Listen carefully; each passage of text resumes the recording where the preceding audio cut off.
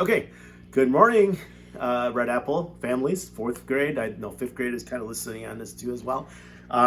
Today is April Fool's, and this whole coronavirus thing is a joke. Ha ha, April Fool's. Oh boy, how I wish that was true. I wish we were living in some kind of reality world here where they were kind of testing our reaction. I hope the United States, the globe, the world as a whole, we hope we pass that test. But unfortunately, this is starting to become our, I wouldn't say new reality, but for reality for the time being. So here I am with chapter 7. By the way, I got scolded as soon as I got off the phone recording the last video. Mrs. Chen scolded me. She's probably the best accountability partner a man could ever ask for. And so she said to me, make sure you remind your families to watch that video. So I hope you guys were able to see that video, that the Red Apple staff and family, the 15-minute long video that we put together for you guys. I really, truly had a great time putting together my segment. And I sincerely mean that. The weather gets warmer. I know it hasn't been the best weather the last couple days, but it's supposed to be dry. At least get out there and go for a walk, explore some things, and see the beautiful things that are out there in life. I mean, it really is truly beautiful. I hope you guys saw the special message from Lance Allen as well as Marcus Hannell. And Marcus is such a great guy. I've known him since we were in middle school together. We went to Horlick together.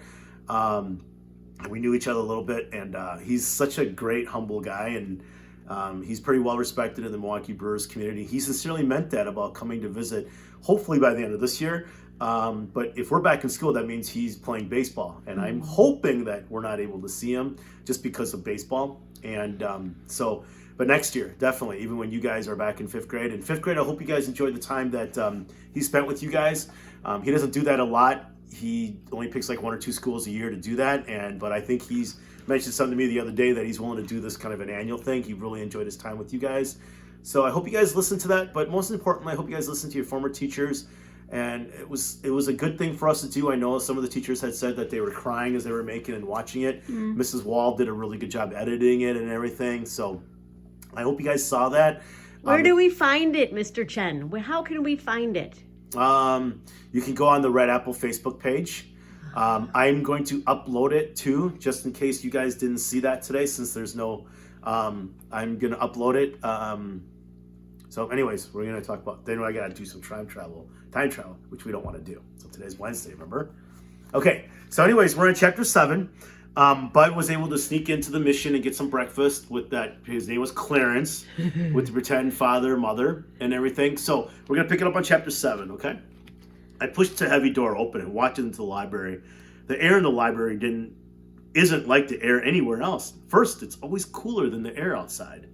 It feels like you're walking into a cellar on a hot July day, even if you have to walk up a bunch of stairs to get into it. The next thing about the air in the library is that no other place smells anything like it.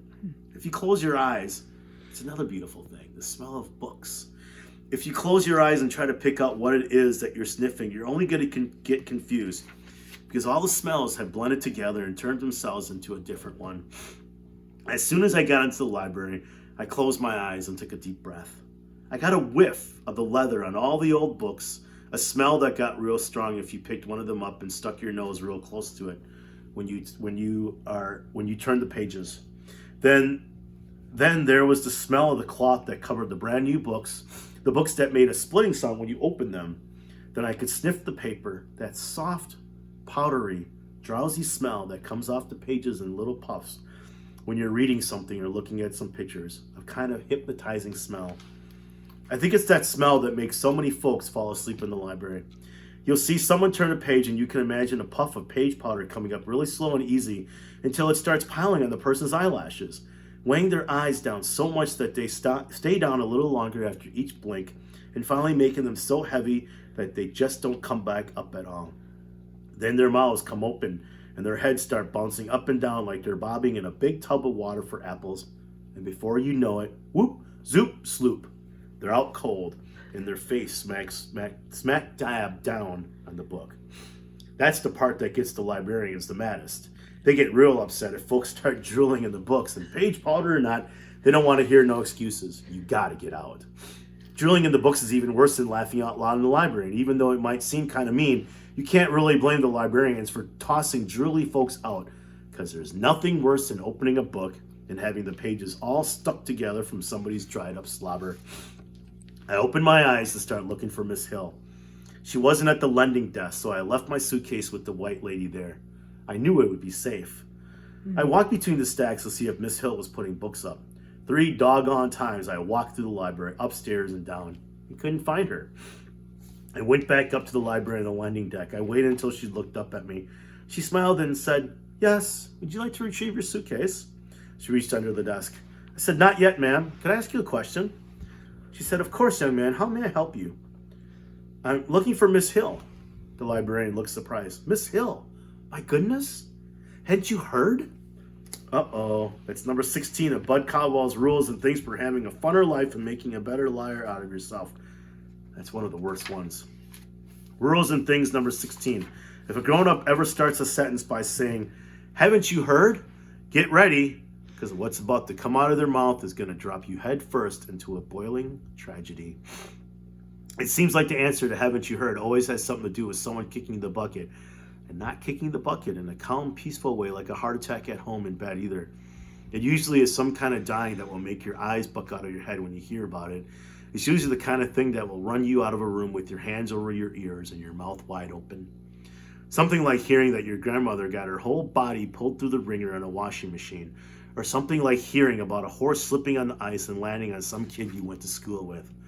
I answered, "No, ma'am," and got my stomach ready to hear about Miss Hill biting the dust in some way that was going to give me nightmares. The librarian said, "There's no need for you to look so stricken. It's not bad news, young man." She laughed a quiet librarian type and said, "Really, it's not bad news, unless you had matrimonial plans concerning Mrs. Hill." I pretended I knew what she was talking about. Most times if you listen to how grown folks ask a question, they let you know what it is they want to hear. I said, "No, ma'am, I didn't plan that at all." She laughed again and said, "Good, because I don't think her new husband would appreciate the competition. Miss Hill is currently living in Chicago, Illinois." I said, "Husband? You mean she got married, ma'am?" The librarian said, "Oh, yes, and I must tell you she was radiating happiness." I said, "Has she moved all the way to Chicago?" "That's right, but Chicago isn't that far. Here, I'll show you." She reached under her desk and pulled out a thick leather book called Atlas of the United States of America. You know, that's something you guys could do. You guys could try to get an atlas. Maybe your parents could get one or something like that, or they might even have one. And, just think about an atlas being like Google Earth before there was the internet. And oftentimes when my parents and I took road trips across the country, they had to consult an atlas. So I want you to talk to your parents about what an atlas is, and maybe they might even have a copy, or maybe your grandparents might have a copy of it around. Take a look at it. Play around with it. You could do some math lessons with that. That could cover some social studies lessons. There you go. So anyways, she thumbed through a couple of pages and said, "Here we are." She turned the book to me, and it was a big map of Michigan and a couple of the other states that were next to it. "We're here," she pointed to the spot that said Flint, and Chicago was here in Illinois. They look pretty close, but I know how tricky maps can be. Shucks, they can put the whole world on one page of a map. So I said, "How long would it take for someone to walk that far?" She said, "Oh dear, quite a while, I'm afraid. Let's check the distance." She reached under the desk and pulled out another thick book called Standard Highway Mileage Guide and turned to a page that had a million numbers and city names on it. She showed me how to find Chicago on the line that was running across the page and Flint on the line that was running down the page, and then to look at the number that was writ where the two of them joined up. It was 270. She pulled a pencil out and said, "Okay, this is how one figures the amount of time required to walk to Chicago. Now," and then she pulled a third book out. Shucks, this is one of the bad things about talking to librarians.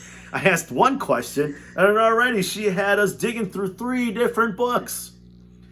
Books are good, though. She thumbed through the books until she said, "Aha, it says here that the average male human gait is 5 miles an hour. Gait is another word for walk. Okay, so assuming that you could cover 5 miles an hour, all we have to do is to divide 270 by 5. So 270 by 5. I want you to go ahead and think about that mentally in your head. Parents do the same thing. She did it and said, hope you guys have an answer, 54 hours. Much too long to be practical. No, I'm afraid you'll simply have to wait until Mrs. Rollins comes back to Flint for a visit. Shucks, Chicago might as well be a million miles away from Flint. And Miss Hill might as well be a squashed, crunched up mess in a washing machine when it came down to helping me now. I thanked the librarian for the bad news and went to sit at one of the big heavy tables so I could think what to do next. Going back to the home was out. It used to be that we'd get a new kid every once in a while, but lately it seems like there's a couple of new kids every day, mostly babies, and they're most always sick. It's not like it was when I first got there. Shucks, half the folks that run it don't even tell you their names and don't remember yours unless you're in trouble all the time or getting ready to move out. After a while, I got my suitcase and walked into the regular air and stinking smells of Flint. That library door closing after I walked out was the exact kind of door Mama had told me about.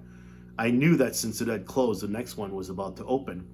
I went back under my tree, and before I knew it, I was asleep. Okay, so anyways, today I've got the team name, the Indians. Okay. Oh, sorry, I just messed up. Sorry, I totally thought I had the jersey. It's actually called, Cleveland Indians. That's the name of the baseball team. So I want you to tell me what state Cleveland is in, what city they play, or what stadium they play in, and anything interesting you may think or find about Cleveland. Mrs. Chen and I have been to Cleveland. I've been there a couple times, and we did catch a baseball game there back in 2008 when we saw the Brewers take on the Indians. There's a special movie. It's a baseball movie, and I want you to tell me the significance of that movie with this baseball team, the Cleveland Indians. I want you to tell me what the name of the movie is. You don't have to watch it. Parents, I'll leave it up to you if you think it's appropriate for them or not.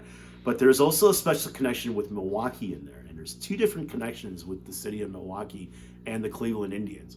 And I want you to, as you research this movie or find out about this movie, I want you to tell me what the connection is with the Cleveland Indians, this movie, and the city of Milwaukee.